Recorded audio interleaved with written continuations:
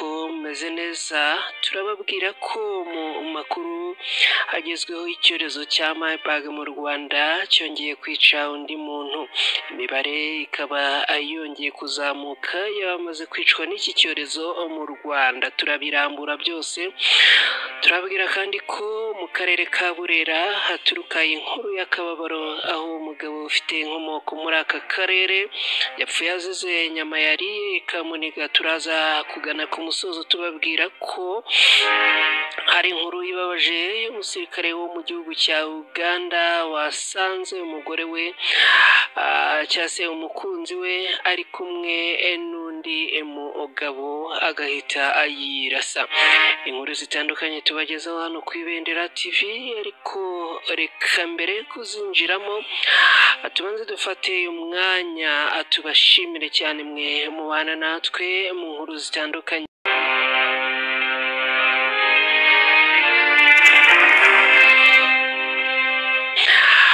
Uyu munsi turi tariki ya mbere Ukwakira muri uyu mwaka w'2024. Icyo bivuze ni uko kugeza ubu mu Rwanda imibare yamaze kwicwa n'indwara ya Marburg bamaze kwiyongera, kuko kugeza ubu imaze kwica abantu 9 bose. Ni umubare utari mutoya. Minisiteri y'Ubuzima mu Rwanda yatangaje ko umuntu umwe mu Rwanda kuri uyu wa mbere tariki 30 Nzeri muri uyu mwaka w'2024 yishwe n'icyorezo cya Marburg, akuzuza umubare w'abantu 9 bamaze gupfa bazize iki cyorezo kitaramara n'icyumweru kitangajwe ko cyageze mu Rwanda. Itangazo rya Minisiteri y'Ubuzima mu Rwanda rivuga ko abamaze kumenyekana banduye iki cyorezo ari abantu 27, harimo n'abapfuye.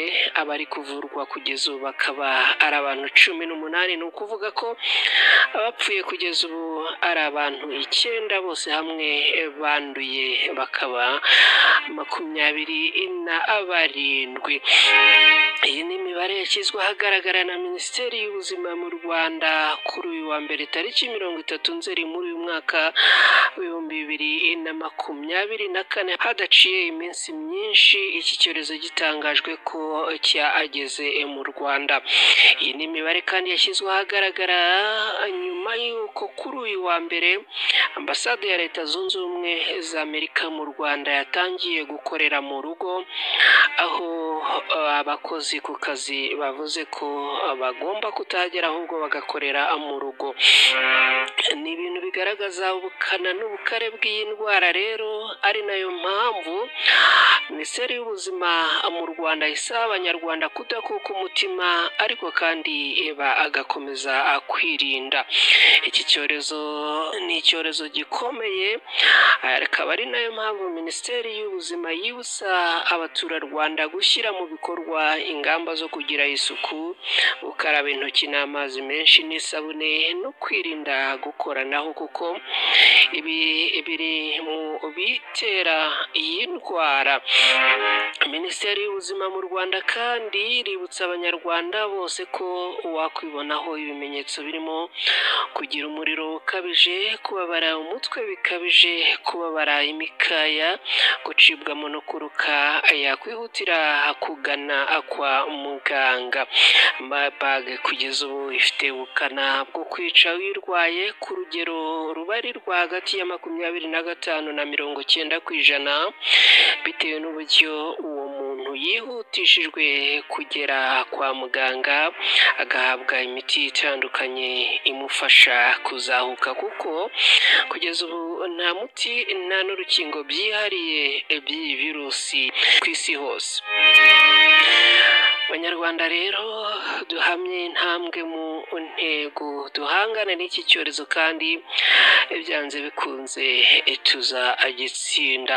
Mu zindi nkuru turaza kugarukaho nuko mu karere ka Burera abahatuye bari mu mubabaro nyuma y'inkuru y'umugabo hakomoka wishwe n'inyama yariye ikaza kumuniga. Dore ibyo wamenya kuri uru rupfu rwa nyakwigendera, nuko ko umugabo witwa Ntirivamunda Elia w'imyaka 40 y'amavuko ukomoka mu murenge wa Harugarama mu karere ka Burera mu ntara y'Amajyaruguru yapfiriye mu karere ka Kisoro mu gihugu cya Uganda anizwe n'inyama aho yari arimo gusangira n'umukobwa we. Amakuru avuga ko uyu mugabo yabaga mu gace ka Kamonyi muri Kisoro muri Uganda. Icyakora ubuyobozi bwaho bugasobanura ko nacishije make, ariko mu kanya saa 2 z'iki gitondo ndyamye nibwo agatotsi kantwaye, Imana iransanga nari mu rugo njyenyine inyereka umujyi wa Kigali. Nongera kwibutswa kongera kuvuga ngo ese banyarwandakazi buje mwapfuye iki? Hanyuma mbona umuswa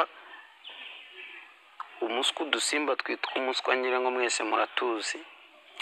Imana irambwira ngo yemwe abari kuramburira amaboko mukamanika ipiki ugakubita urusengero hasi, ni igihe tugiye kwinjiramo umuntu wese akajugunya ibimuremerera, ariko iki si igihe cyo gukuramo, ubwo ni igihe cyo kwiyambarira, kuko uwakuyemo n'uwambaye bose bagiye guhuriza akaboko mu isahani imwe. Irambwira ngo iki kikurikiye, iki kiri inyuma y'iki cyorezo, ikiri inyuma yacyo kigikurikiye nanone cyama Imana igakora ku maso y'abantu.